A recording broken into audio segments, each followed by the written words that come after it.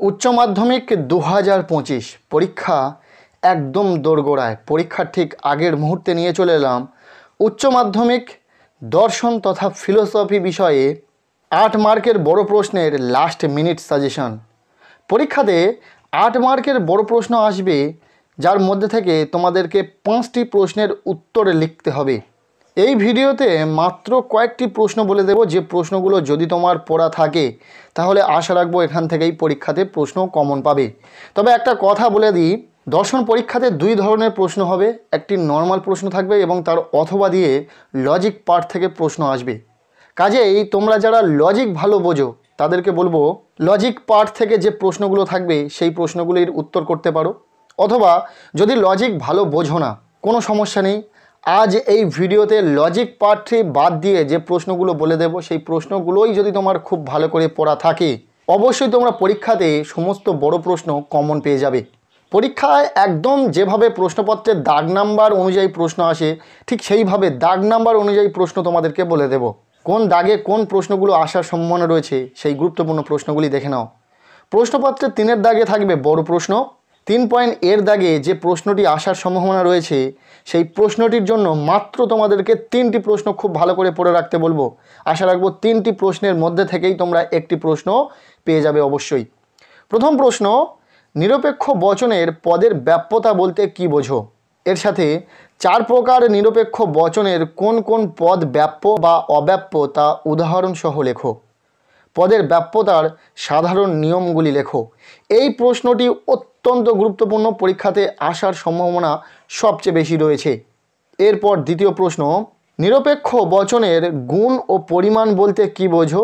এর সাথে দৃষ্টান্ত সহকারে নিরপেক্ষ বচনের শ্রেণীবিভাগ করো।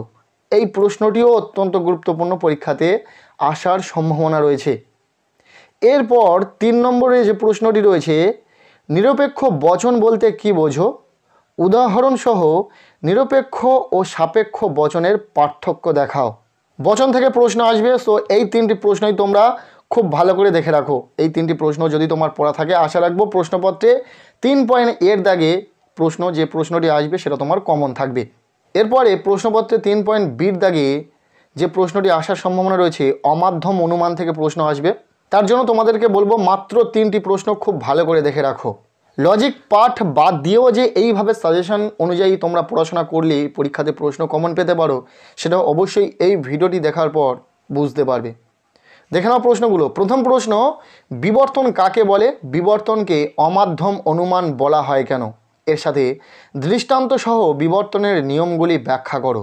পরীক্ষাতে বেশিরভাগ প্রশ্ন এইভাবে কাটা কাটা প্রশ্ন হবে, কোনো একটা নির্দিষ্ট প্রশ্ন কিন্তু 8 মার্কের জন্য হবে না। 2 + 2 + 4 = 8 অথবা 4 + 4 = 8 এইভাবে প্রশ্ন হবে। এরপর দ্বিতীয় প্রশ্ন, সরল আবর্তন ও সীমিত আবর্তনের মধ্যে পার্থক্য লেখো। এর সাথে বস্তুগত বিবর্তন ও আকারগত বিবর্তনের মধ্যে পার্থক্য লেখো। এই প্রশ্নটিও ইম্পর্টেন্ট রয়েছে, একটু দেখে রাখো। এরপরে 3 নম্বরে যে প্রশ্নটি রয়েছে যেটা ভীষণ গুরুত্বপূর্ণ, আবর্তন কাকে বলে? কোনো ক্ষেত্রে কি এ বচনের সরল আবর্তন সম্ভব?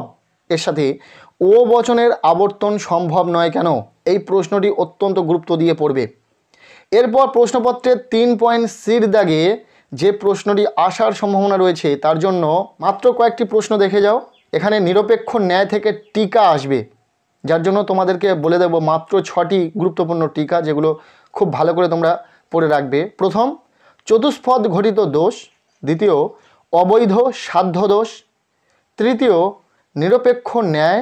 এরপর 4 রয়েছে নন্যর্থক আশ্রয় বাক্যজনিত দোষ। 5 রয়েছে অব্যাপ্য হেতু দোষ এবং 6 রয়েছে নিরপেক্ষ ন্যায়ের সংস্থান। এই টিকাগুলি খুব ভালো করে দেখে রাখো, এখান থেকে পরীক্ষাতে 2টি টিকা আসবে। এরপর আমরা দেখে নেব প্রশ্নপত্রের 3.ডির দাগে যে প্রশ্নটি আসার সম্ভাবনা রয়েছে তার জন্য গুরুত্বপূর্ণ মাত্র একটি প্রশ্ন, যেটা সবচেয়ে বেশি গুরুত্বপূর্ণ রয়েছে।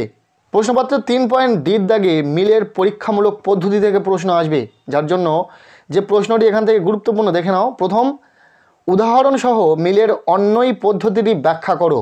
এর সংজ্ঞা, আকার, দৃষ্টান্ত, 2টি সুবিধা 2টি অসুবিধা খুব ভালো করে পড়ে রাখবে।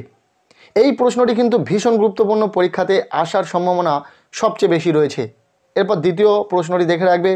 দ্বিতীয় প্রশ্নটি হলো মিলের সহ পরিবর্তন পদ্ধতিটি ব্যাখ্যা করো। এর সংজ্ঞা, আকার, দৃষ্টান্ত, দুটি সুবিধা দুটি অসুবিধা।